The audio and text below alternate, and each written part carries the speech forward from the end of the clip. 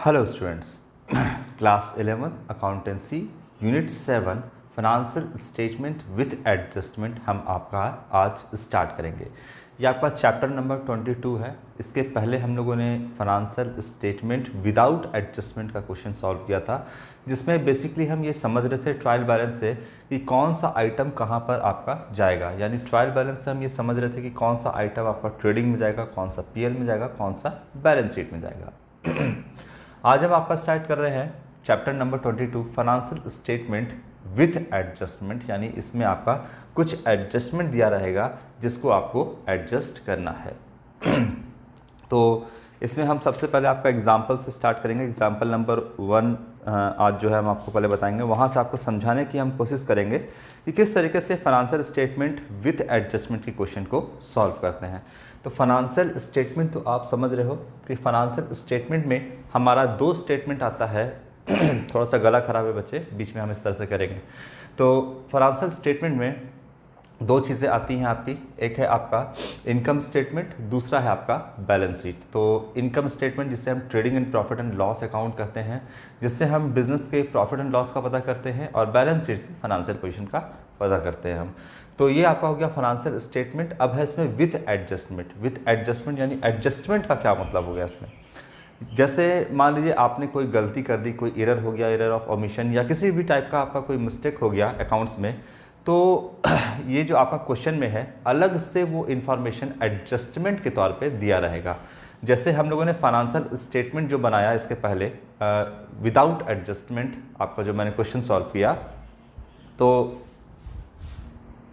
जितना भी आपका एडजस्टमेंट है वो आपका अलग से इन्फॉर्मेशन, जो भी आपका एरर हुआ होगा वो सारा कुछ आपका बुक्स ऑफ अकाउंट में आना छूट गया होगा, ट्रायल बैलेंस में नहीं आएगा। तो क्या होगा उसमें आपका कि उसको आप अलग से एडजस्टमेंट के तौर पे वो दिया रहेगा, जिसको कुछ करना नहीं है, आपको उसको ला करके अपने trading and profit and loss account और बैलेंस शीट में उसको एडजस्ट कर देना होगा। तो फाइनेंशियल स्टेटमेंट विदाउट एडजस्टमेंट का जो हम क्वेश्चन सॉल्व कर रहे थे, जिसमें हम लोग था क्या कि उसमें कोई एडजस्टमेंट नहीं था, मतलब सब कुछ अपने जगह पर एडजस्ट था, है ना। उसको सिर्फ हम क्या कर रहे थे, ट्रेडिंग, पीएल और बैलेंस शीट में भेज रहे थे। अब इसमें एडजस्टमेंट अलग से दिया हुआ है यानी कुछ इन्फॉर्मेशन अलग से दिया है आपका, जिसको लाकर इसमें एडजस्ट कर देना है। तो आपको सिर्फ एडजस्टमेंट का मतलब यही हो गया कि आपको कुछ करना नहीं है, जो आपका इन्फॉर्मेशन दिया हुआ है उसको लाकर एडजस्ट करना है। जैसे आप ऐसे समझिए कि क्लासरूम में जब आप आते हो तो आपका जो है आप फर्स्ट बेंच पर बैठते हो, और कभी आप मान लीजिए आए और आपका फर्स्ट बेंच बिल्कुल फुल है, पूरा क्लासरूम फुल है, तो आप क्या करते हो, आते हो तो आपको एडजस्ट करना है कहीं पर, तो आपको बोलते हो कि ज़रा सा साइड हो जाओ, ज़रा सा घसक जाओ, हम बैठेंगे यहाँ पर, यानी हमको एडजस्ट कर दो। तो कहीं पर भी आप जाते हो, चाहे बस में हो, ट्रेन में हो, कहीं भी जाते हो, तो क्या होता है कि आपका मान लो टिकट कटा हुआ है, फिर भी बहुत भीड़ है, तो क्या बोलते हो, कोई बोलता है पैसेंजर कि थोड़ा सा हमको एडजस्ट कर लो। तो यही सारा चीज़ आपका यहाँ पर एडजस्टमेंट में भी कुछ चीज़ दिया रहेगा, जिसमें आपको ये सब चीज़ में, यानी trading and profit and loss account and balance sheet में जो हमारा बुक्स ऑफ अकाउंट में, उसमें पहले से वो चीज़ होना चाहिए था, लेकिन किसी वजह से वो उसमें शामिल नहीं हो पाया, चाहे एरर हो गया होगा या कोई और रीज़न होगा। तो उसको आपको क्या करना है कि ला करके इसमें एडजस्ट कर देना है। ठीक है, जैसे आप क्लासरूम में बोलते हो कि हमको फर्स्ट बेंच पे ही बैठना है, थोड़ा सा साइड होकर घसक करके बैठो, हमको बैठना है, हमको एडजस्ट करो। उसी तरीके से एडजस्टमेंट में आपका कुछ इन्फॉर्मेशन अलग से गिवन है, जिसको लाके इसमें एडजस्ट कर देना है, उसी को हम यहाँ पे एडजस्टमेंट करते हैं। तो कोई बहुत बड़ी बात नहीं है इसमें। चलिए हम इसको शुरू करते हैं, और किस तरीके से आपका जो है ये क्वेश्चन सॉल्व होगा। तो दो चीज़ें आप ध्यान में रखना। आपको जो मैंने कंसेप्ट पढ़ाया है यूनिट 2 में, बेसिक अकाउंटिंग टर्म्स के आगे जो था आपका थ्योरेटिकल जो पार्ट यूनिट 2 था आपका, उसमें मैंने आपको सारी चीज़ें बताई थी, सारा कंसेप्ट, एक्रूअल कंसेप्ट बेसिकली इसमें काम आने वाला है, मैचिंग कंसेप्ट जो है आपका, ये सब कुछ आप ध्यान में रखो, प्रूडेंस कंसेप्ट, मतलब ओवरऑल आपको सारा कंसेप्ट जो है वो ध्यान में रखना पड़ेगा। एक्रूअल कंसेप्ट जो है वो आपका मैचिंग कंसेप्ट पे बेस्ड होता है ना, तो ये सब कुछ आपको ध्यान में रखना होगा। प्रूडेंस कंसेप्ट क्या है या कन्वेंशन ऑफ कंजर्वेटिज्म क्या है ये सारी चीज़ें आप ध्यान में रखोगे तो आपका क्वेश्चन सॉल्व यहाँ पर हो जाएगा। तो चलिए स्टार्ट करते हैं एग्जाम्पल नंबर 1 से। क्वेश्चन सॉल्व करेंगे, जैसे जैसे क्वेश्चन आपका जो है सॉल्व होता जाएगा उसी तरीके से आपको सारी बातें समझ में आती जाएगी। चाहे अभी हम जितना भी बात कर लें, आपको बात समझ में नहीं आएगी जब तक क्वेश्चन सॉल्व नहीं होगा तब तक। तो देखिए आपका एग्जाम्पल नंबर 1 जो है हम सॉल्व करते हैं यहाँ पर। From the following trial balance of Ramanand Sagar prepare trading and profit and loss account for the year ending 31 March 2019, और कहता है and a balance sheet as at that date. तो यहाँ पर जो है for the year ending 31 March 2019 as at 31 March 2019, ये हो गया आपका। अब चलिए जैसे जैसे हम क्वेश्चन सॉल्व करते थे, जैसे फाइनेंशियल स्टेटमेंट विद एडजस्टमेंट का, सारी चीज़ों को वैसे ही पोस्ट करना है। बस ध्यान रखना है कि कौन से आइटम में आपका यहाँ पर, कौन से अकाउंट में यहाँ पर जो है आपका एडजस्टमेंट गिवन है। तो सबसे पहले आपका यहाँ पर देखोगे कि ट्रायल बैलेंस गिवन है और एडजस्टमेंट एक बार आप पढ़ लेना और ध्यान में रखना। बोलता है stock on 31 March 2019 was valued at 24,000 and realisable value at 30,000। तो यहाँ पर आपका क्लोजिंग स्टॉक है जिसका आपका वैल्यू दिया हुआ है 24,000 रुपये, 24,000 का वैल्यू लगा है, और रियलाइजेबल वैल्यू यानी मार्केट वैल्यू जो है आपका वो यहाँ पर गिवन है 30,000। ठीक है, हाँ, रियलाइजेबल वैल्यू जो है यहाँ पे आपका 30,000। तो वैल्यूड एट लगाया 24,000 और रियलाइजेबल वैल्यू है, तो जो इसमें से कम होगा वो आपको लेना है। यहाँ पर भी आपका कन्वेंशन ऑफ कंजर्वेटिज्म या प्रूडेंस कंसेप्ट यहाँ पे काम आएगा। क्यों लेस लेना है, यहाँ पर 24,000 है और 30,000 है, तो आपको जो सबसे छोटा है, क्योंकि प्रूडेंस कंसेप्ट या बोल सकते हैं कन्वेंशन ऑफ कंजर्वेटिज्म क्या कहता है कि फ्यूचर में अगर कोई फ़ायदा होने वाला है तो उसको इग्नोर करो, लेकिन अगर कोई लॉस होने वाला है तो उसकी तैयारी अभी से करो। तो फ्यूचर में आपको प्रॉफिट होगा, मान लीजिए कि आपका मार्केट वैल्यू लगता है 30,000, 50,000, लाख रुपए, लेकिन आपका जो आपने जो वैल्यू डिसाइड किया है, मतलब जो कैलकुलेट किया है, उसके हिसाब से मान लीजिए 24,000 है और मार्केट में इसका वैल्यू 30,000 है, 40,000 है, तो फ्यूचर में प्रॉफिट हो जाएगा, मार्केट वैल्यू ज़्यादा है, उससे कोई लेना देना नहीं है। आप एक्चुअली में फ्यूचर में जो प्रॉफिट होगा उसको इग्नोर करो, यही तो कहता है आपका प्रूडेंस या फिर कन्वेंशन ऑफ कंजर्वेटिव्स। तो प्रूडेंस कंसेप्ट के हिसाब से जो वैल्यू यहाँ पर कम होगा वही वैल्यू हम यहाँ पे लेंगे। तो 24,000 है और रियलाइजेबल वैल्यू यहाँ पे 30 है, तो हम 24 लेंगे कम वाला। फिर इसमें आउटस्टैंडिंग वेजेस दिया हुआ है, आउटस्टैंडिंग सैलरी दिया हुआ है, वेजेस है 3,000 का, आउटस्टैंडिंग सैलरी है 2,500 रुपये का, प्रीपेड इंश्योरेंस अमाउंट 300 रुपये का यहाँ पे ये दिया हुआ है आपका। Provide depreciation on plant and machinery 5% and furniture 20%, ये आपका एडजस्टमेंट के तौर पर अलग से दिया हुआ है। चलिए अब हम इसको स्टार्ट करते हैं बनाना 1 बाय 1 करके। सबसे पहले आपका दिया है ओपनिंग स्टॉक, यहाँ लिखते हैं ओपनिंग स्टॉक। जैसे बना रहे थे वैसे ही बनाएंगे, जहाँ एडजस्टमेंट है बस उसको हमको एडजस्ट करना है। ये है आपका अमाउंट 20,000 रुपीज़, 20,000 रुपये आपका ओपनिंग स्टॉक है। इसके बाद आप लिखते हो परचेज, परचेज आपका 80,000 है, लिखिए यहाँ पर टू परचेज। पूरा कंसेप्ट के साथ ही बताएंगे आप लोगों को। तो परचेज यहाँ पर जो है वो है 80,000। अच्छा, इसके बाद क्रेडिट साइड में देखिएगा तो परचेज रिटर्न भी आपका 4,000 रुपीज़, तो लेस कर देंगे यहाँ पे परचेज रिटर्न 4,000 रुपीज़, तो यहाँ पर आ जाएगा आपका 76,000 रुपीज़ नेट परचेज। इसमें कोई एडजस्टमेंट नहीं है। फिर सेल्स रिटर्न दिया हुआ है, तो सेल्स का हम कर लेते हैं बाय सेल्स 2,70,000, 2,70,000 रुपये, लेस कर देंगे सेल्स रिटर्न भी आपको गिवन है यहाँ पे 6,000, तो ये हो जाएगा आपका 2,64,000। ठीक है, ये सब तो आप जान ही रहे हो, इस सब में तो आपका कुछ करना नहीं है। जहाँ आपको समझना है वो आपको एडजस्टमेंट में समझना है। चलिए, इसके बाद है आपका कैरेज इनवर्ड। लगातार आप वीडियो देख रहे होगे अगर, तो आपको ऐसे ही समझ में आ जाएगा। कैरेज इनवर्ड डायरेक्ट एक्सपेंस है, ये आपका आएगा डेबिट में, ट्रेडिंग में, ट्रेडिंग के डेबिट में। कैरेज इनवर्ड्स डायरेक्ट एक्सपेंस है, डेबिट में आएगा। ये अमाउंट है आपका 3,000 600। इसके बाद कैरेज आउटवर्ड है आपका। कैरेज आउटवर्ड तो आपका पीएल के डेबिट में आएगा, ये यहाँ पर नहीं आएगा। तो ये हो गया आपका। अब आगे देखते हैं, कैरेज इनवर्ड आपका हो गया 3600 रुपये।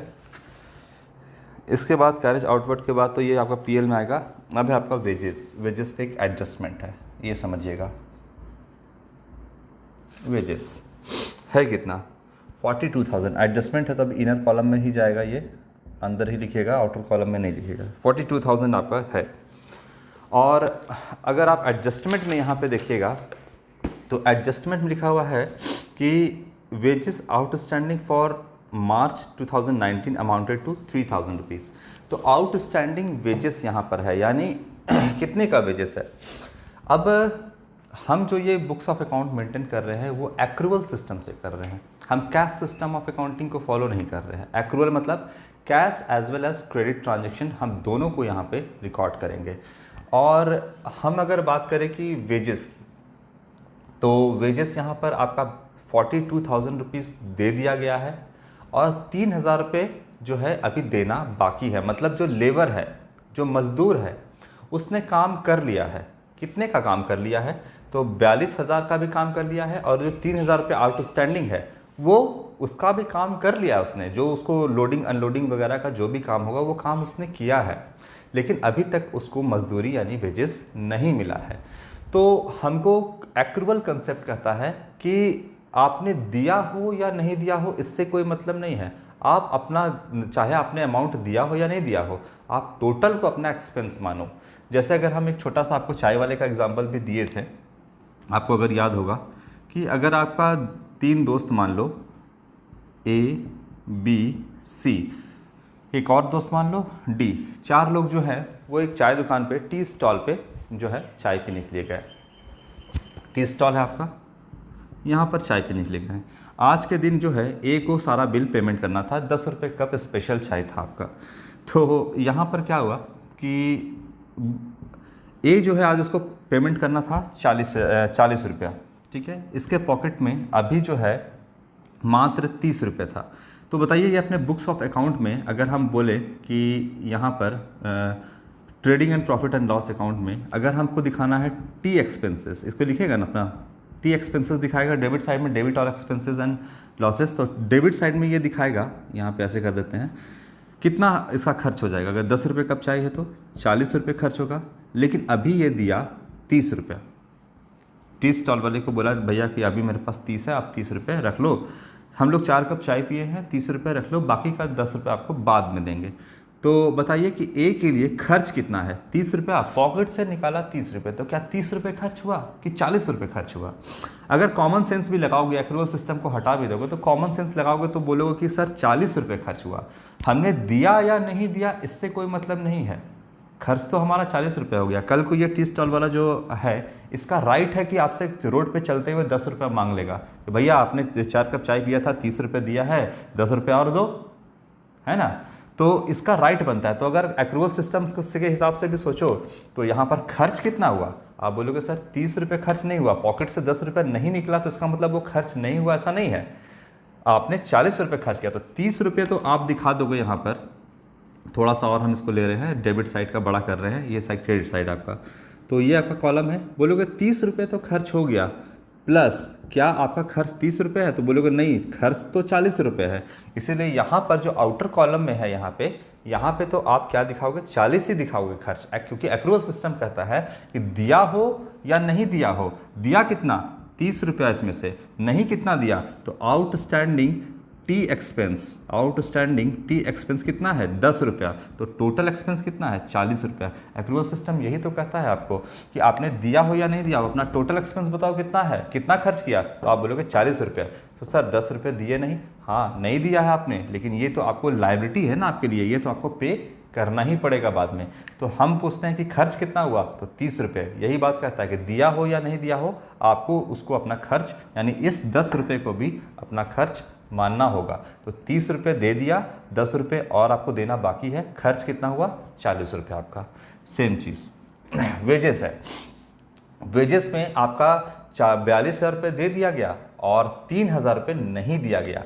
तो बताइए कि बिजनेस हम कर रहे हैं और एक्चुअल सिस्टम से सब बना रहे हैं, तो दिया हो या नहीं दिया उससे कोई मतलब नहीं है। आपने खर्च कितना किया, तो 42,000 और 3,000 भले ही नहीं दिया हो लेकिन वो भी तो बिजनेस के लिए एक्सपेंस है। तो यहाँ पर जो खर्च हुआ है वो ऐसे लिखिएगा, खर्च जो हुआ है वो 45,000 रुपीज़ खर्च हुआ है।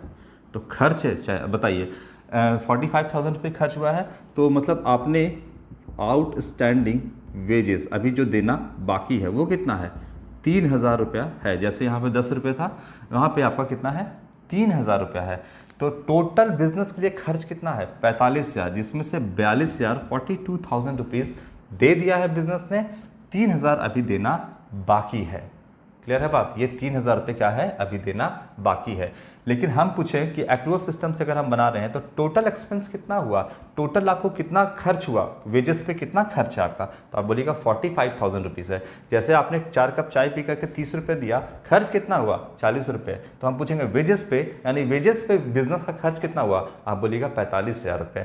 3,000 रुपये अभी देना बाकी है, ये लाइबिलिटी बनता है क्योंकि वेजेस अभी आपने 3,000 नहीं दिया है, तो एक्सपेंस तो है, एक्सपेंस के तौर पर तो दिखा दिया, लेकिन अभी तक आपने नहीं दिया है, तो ये लाइबिलिटी क्रिएट करता है। तो इसको हम कहाँ लिखेंगे, आउटस्टैंडिंग वेजेस, लाइबिलिटी साइड में भी दिखा देंगे इसको, क्योंकि देना तो है ना, लेकिन दिया नहीं है। तो खर्च तो 45 हुआ लेकिन नहीं दिया है चूंकि अभी, तो एक लाइबिलिटी क्रिएट करता है। इसलिए 3,000 को हम कहाँ दिखा दिए, लाइबिलिटी साइड में। इस 10 रुपये को कहाँ दिखाएंगे, लाइबिलिटी साइड में। ठीक है, तो फिलहाल तो ये तो हम एक रैंडम एग्जाम्पल से आपको समझा रहे थे, इसको हम नहीं लेंगे। तो ये बात समझ में आया कि ये हम क्यों किए 3,000 रुपये यहाँ पे ऐड। एक्रूअल कंसेप्ट आपका कहता है कि दिया हो या नहीं दिया हो उसको अपना खर्च मानिए। सेम चीज इनकम के लिए भी है, लिया हो या नहीं लिया हो उसको अपना इनकम मानना होगा। आपने इनकम कमा लिया और भले वो इनकम आपको नहीं मिला हो, अक्रूड हो अभी भी, है ना, बकाया हो, अभी मिलना उसको बाकी है, तो भी उसको अपना इनकम मानना होगा। आएगा तो बताएंगे। इसके बाद वेजेस का हो गया आपका, तो वेजेस यहाँ पे प्लस कर देंगे 3,000 रुपये, और यहाँ पे वेजेस को लाइबिलिटी साइड में हम दिखा देंगे 3,000 रुपये। तो अब कन्फ्यूज़न नहीं होगा कि सर प्लस करना है या माइनस करना है, प्लस ही करना है क्योंकि इसको अपना टोटल एक्सपेंस आपको दिखाना है 45,000 रुपीज़। तो माइनस कैसे कर दीजिएगा, तो यहाँ पे हमेशा ये प्लस होगा। ठीक है, तो ये हो गया आपका वेजेस, एक्रूअल कंसेप्ट। इसके बाद है सैलरीज। अभी हम पीएल अकाउंट बनाएंगे तो आएंगे सैलरीज पे। इसके बाद है प्लांट एंड मशीनरी। ठीक है, तो यहाँ पर आते हैं प्लांट एंड मशीनरी। हम इसको पीएम लिखते हैं, आप इसको पूरा लिखिएगा प्लांट एंड मशीनरी। कितना है, 90,000 है आपका। पहले एक काम करते हैं, पहले ट्रेडिंग अकाउंट बना के कंप्लीट कर लेते हैं, उसके बाद ये सब पर आएंगे। तो ये हो गया आपका वेजेस हो गया। आगे देखिए और क्या है, debtor, cash in hand, lighting है आपका, और बगल में लिखा है फैक्ट्री। तो यहाँ पे हम लिखेंगे फैक्ट्री लाइटिंग लिख दीजिए, फैक्ट्री लाइटिंग। इस पर कोई एडजस्टमेंट वगैरह नहीं है, तो ये एज इट इज़ आपका 1,400 रुपीज़ जो है आ जाएगा यहाँ पे डेबिट साइड में। फैक्ट्री लाइटिंग है, तो चलो हो गया आपका। अब आता है क्लोजिंग स्टॉक पे। ये सारा और कुछ बाकी एक बार देख लेना, कुछ नहीं है। तो आप आते हैं क्लोजिंग स्टॉक पे। क्लोजिंग स्टॉक दिया हुआ है आपका 31 मार्च को 24,000 रुपये और 30,000 रुपये। तो यहाँ पर जो वैल्यू कम होगा वही लेना है, क्योंकि प्रूडेंस कंसेप्ट या कन्वेंशन ऑफ कंजर्वेटिज्म कहता है कि फ्यूचर में आपको फ़ायदा होने वाला है, उससे कोई मतलब नहीं है। वैल्यू आपका मार्केट वैल्यू कुछ और है, उससे आपको मतलब नहीं है। जो आपका कम है, यानी विच एवर इज़ लेस, जो भी आपका कम होगा वैल्यू, उसको आपको लेना है। क्योंकि फ्यूचर में अगर आपका मार्केट वैल्यू ज़्यादा है, ठीक है, आपको प्रॉफिट होगा, इट इज़ ओके, कि मतलब दैट इज़ ओके कि आपका प्रॉफिट होने वाला है। लेकिन हमेशा ये ध्यान रखो कि प्रूडेंस कंसेप्ट भी आपको शामिल करना है कि क्या कहता है। तो वो कहता है कि फ्यूचर में प्रॉफिट होने वाला है, उसको आप इग्नोर करो और लॉस को अभी से ध्यान रख करके उसकी तैयारी करते हुए चलो। तो क्लोजिंग स्टॉक भी आपका जो है, जो कम वैल्यू है उसको लेना है। तो यहाँ लिखते हैं बाय क्लोजिंग स्टॉक। ये है आपका सबसे कम वैल्यू जो है यहाँ पर, कौन सा है, 24,000 है। 30,000 24 है, तो कम वाला आपको लेना है 24,000 रुपये। ठीक है, ये हो गया। तो अब इसको हम टोटल कर लेते हैं, 2,88,000 रुपीज़। इसमें से आप जो है जितना भी डेबिट साइड का आइटम है वो आप घटा दो, 20,000 है, 76,000 नेट परचेज हो गया, 3600 रुपये आपका हो गया कैरेज इन्वर्ट, 45,000 पर आपका वेजेस हो गया, और फैक्ट्री लाइटिंग 1400 रुपये हो गया। तो 1,42,000 रुपये ग्रॉस प्रॉफिट आ रहा है। 1,42,000 रुपीज़ एक ग्रॉस प्रॉफिट है। इसमें हम नया क्या सीख रहे हैं? नया तो कुछ भी नहीं है, बस एडजस्टमेंट को हम एडजस्ट कर रहे हैं। देखिए पहला एडजस्टमेंट को हमने यहाँ पे एडजस्ट कर दिया, क्या था आपका वेजेस, यही चीज़ हम लाकर इसमें एडजस्ट कर दिए, इसी को हम एडजस्टमेंट कर रहे हैं। इसके बाद यहाँ पे हम लिख देते हैं टू ग्रॉस प्रॉफिट CD, इसको हम प्रॉफिट एंड लॉस अकाउंट में ट्रांसफ़र करते हैं बाय ग्रॉस प्रॉफिट BD। आप लोग पूरा लिखिएगा, 1,42,000 रुपीज़। चलिए अब आते हैं हम PL पर, क्या क्या दिया हुआ है।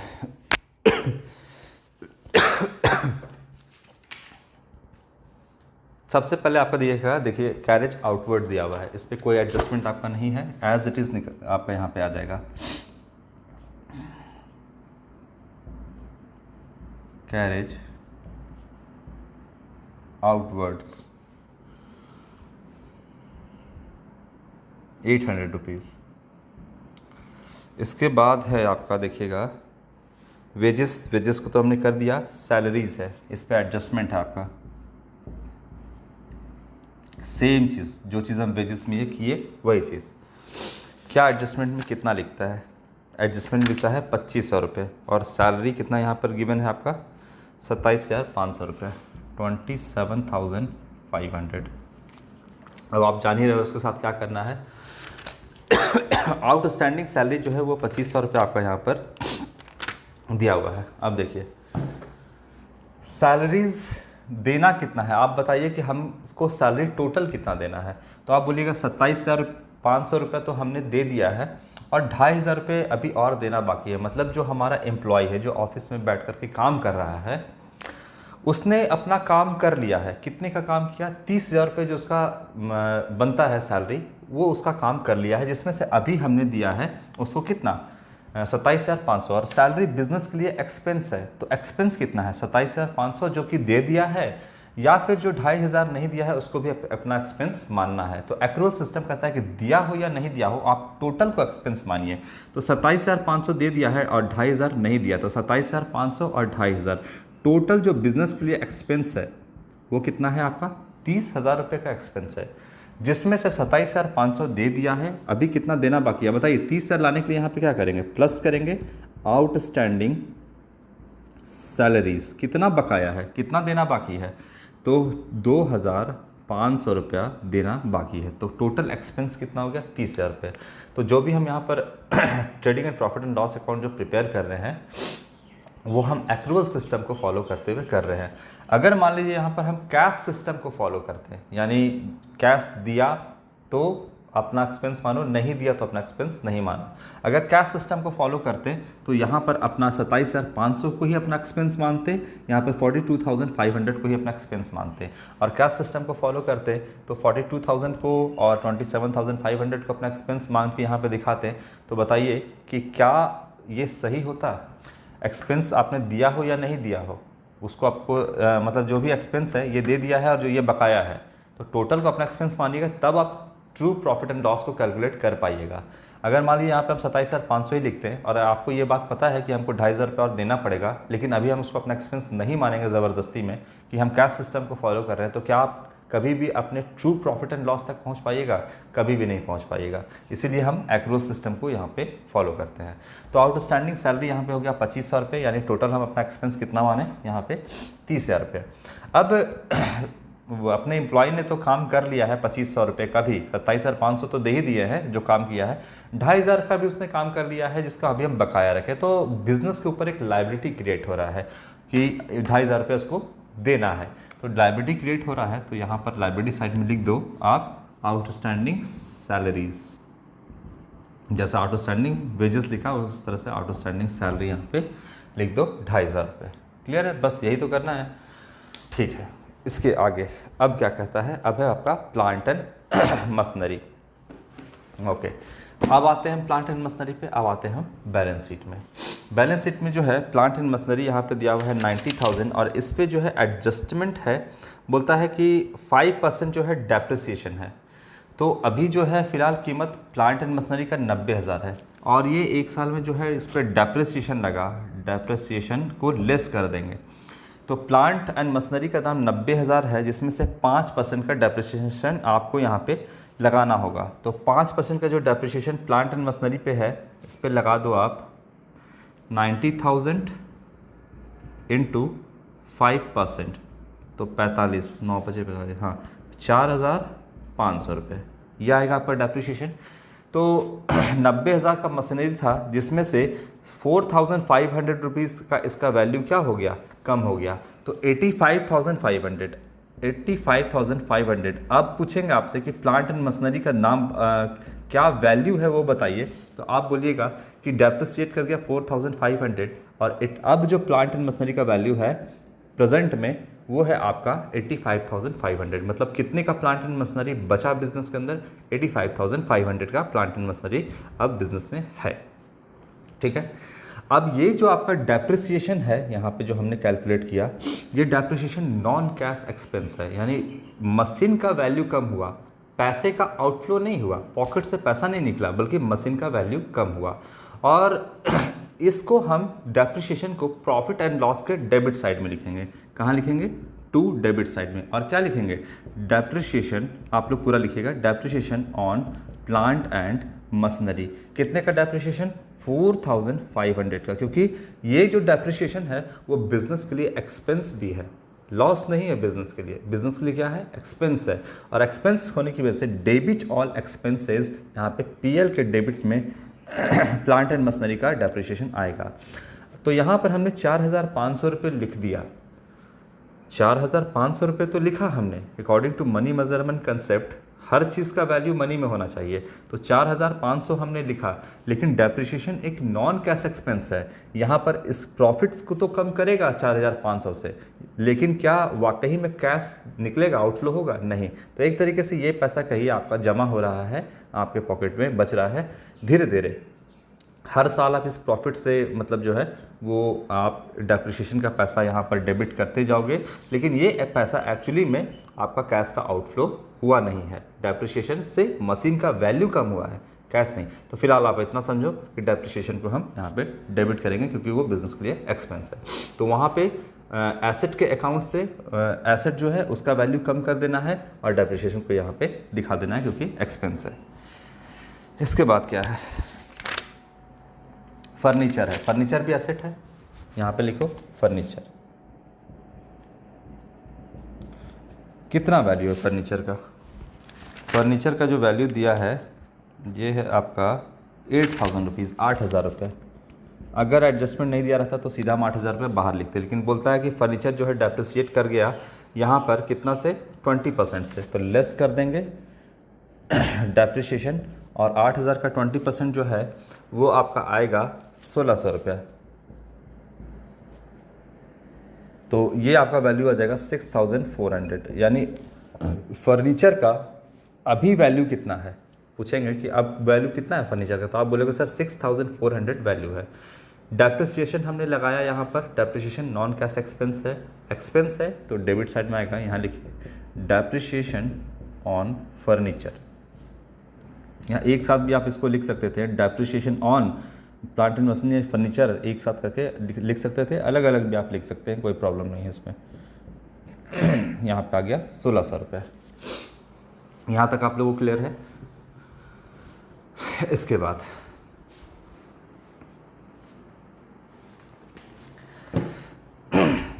देखिए, ये क्वेश्चन जो है आपका यहाँ तक जो है हम आपको इस वीडियो में रखेंगे।